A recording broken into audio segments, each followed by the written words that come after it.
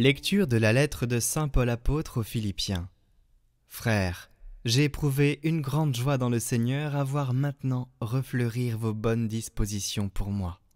Elles étaient bien vivantes, mais vous n'aviez pas occasion de les montrer. Ce ne sont pas les privations qui me font parler ainsi, car j'ai appris à me contenter de ce que j'ai. Je sais vivre de peu. Je sais aussi être dans l'abondance.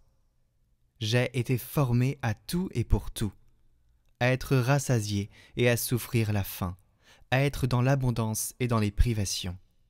Je peux tout en celui qui me donne la force.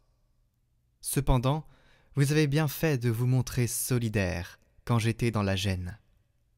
Vous, les Philippiens, vous le savez. Dans les premiers temps de l'annonce de l'Évangile, au moment où je quittais la Macédoine, je n'ai eu ma part dans les recettes et dépenses d'aucune église, excepté la vôtre. À Thessalonique déjà, vous m'avez envoyé, et même 2 fois, ce dont j'avais besoin. Je ne recherche pas les dons. Ce que je recherche, c'est le bénéfice qui s'ajoutera à votre compte. J'ai d'ailleurs tout reçu. Je suis dans l'abondance. Je suis comblé depuis qu'Épaphrodite m'a remis votre envoi. C'est comme une offrande d'agréable odeur, un sacrifice digne d'être accepté et de plaire à Dieu. Et mon Dieu comblera tous vos besoins selon sa richesse, magnifiquement, dans le Christ Jésus.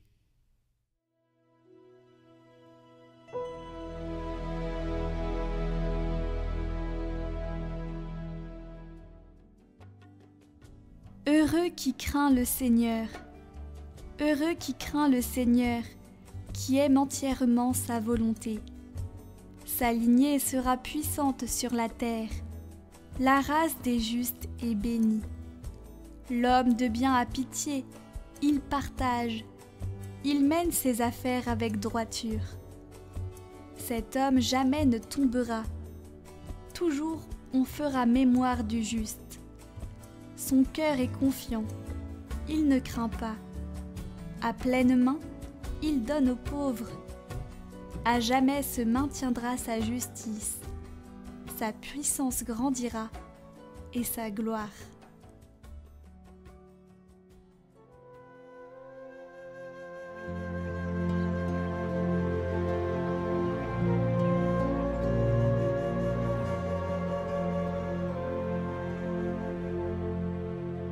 Évangile de Jésus-Christ selon saint Luc. En ce temps-là, Jésus disait à ses disciples : « Moi, je vous le dis, faites-vous des amis avec l'argent malhonnête, afin que le jour où il ne sera plus là, ces amis vous accueillent dans les demeures éternelles. Celui qui est digne de confiance dans la moindre chose est digne de confiance aussi dans la grande. Celui qui est malhonnête dans la moindre chose est malhonnête aussi dans une grande. Si vous n'avez pas été digne de confiance pour l'argent malhonnête, qui vous confiera le bien véritable ? Et si, pour ce qui est à autrui, vous n'avez pas été digne de confiance, ce qui vous revient, qui vous le donnera ? Aucun domestique ne peut servir de maître. Ou bien il haïra l'un et aimera l'autre, ou bien il s'attachera à l'un et méprisera l'autre. Vous ne pouvez pas servir à la fois Dieu et l'argent. Quand ils entendaient tout cela, les pharisiens, eux, qui aimaient l'argent, tournaient Jésus en dérision. Il leur dit alors : « Vous êtes de ceux qui se font passer pour justes aux yeux des gens, mais Dieu connaît vos cœurs. En effet, ce qui est prestigieux pour les gens est une chose abominable aux yeux de Dieu. »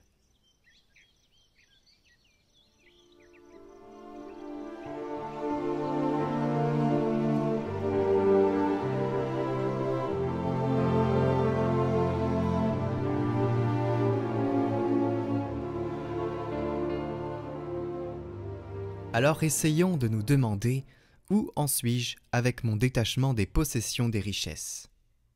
Est-ce que je me plains de ce qui me manque ou est-ce que je sais me contenter de ce que j'ai ? Suis-je tenté au nom de l'argent ou des opportunités de sacrifier des relations, de sacrifier du temps avec les autres ? Et encore, arrive-t-il que je sacrifie la légalité et l'honnêteté sur l'autel de la cupidité ? Jésus nous avertit avec des paroles fortes. Il dit qu'on ne peut pas servir de maître. Et soyons attentifs, il ne dit pas Dieu et le diable, non, ni même le bien et le mal, mais Dieu et l'argent.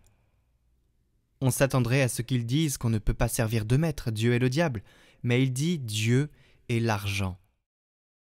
Se servir de l'argent, oui. Servir l'argent, non. C'est de l'idolâtrie. C'est une offense à Dieu.